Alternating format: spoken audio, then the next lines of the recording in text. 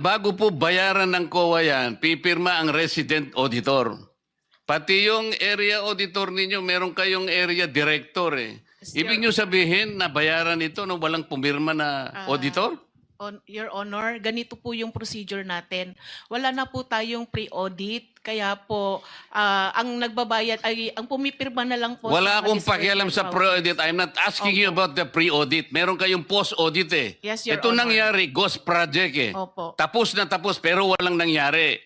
Ang tinatanong namin sa'yo, sino ang pumirma? Bago mapirmahan yun, merong certificate of acceptance, merong certificate of completion, pipirma ang resident auditor. Hindi po pipirma ang resident Anong gagawin ng auditor, Your COA? Honor.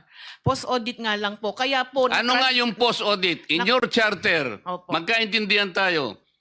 Ito yung inyong charter, sample of services listed in COA Citizens Charter. Financial audit, performance audit, compliance audit, fraud audit, special audit, notice of disallowance, notice of charge, notice of suspension.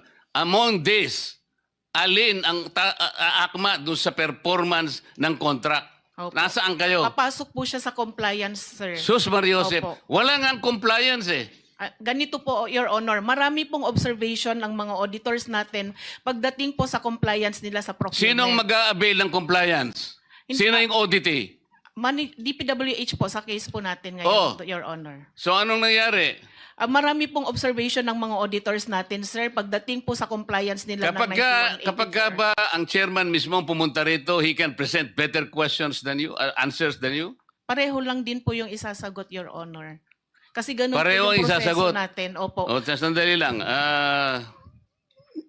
Let us follow the... Mr. Chair, Mr. Chairman, Mr. Chair. I'm now being tempted to raise a point of order, Mr. Chairman. I made a motion duly seconded, Mr. Chairman, kasi nga kung... to subpoena, Mr. Yeah. Chairman, today, Mr. Chairman. I'm asking it today because they said they If will that finish will it help us, today. okay. Any second? Second. Yeah, it was already seconded, Mr. Oh, there's a motion and there's second. The motion is approved. Then let's Thank you, continue Mr. with Chairman. the questioning. Mr. Mr. Chair, once again, Pwede up sana si Senator Robin, kaya lang kuya ka raw niya, kaya ikaw muna ay, daw. salamat, Senator Robin. Mr. Chair, I once again give my support to this committee as your Vice Chairperson ng Blue Ribbon and join you along with our colleagues in our pursuit for justice and accountability. We must make those involved in failed and ghost control projects accountable.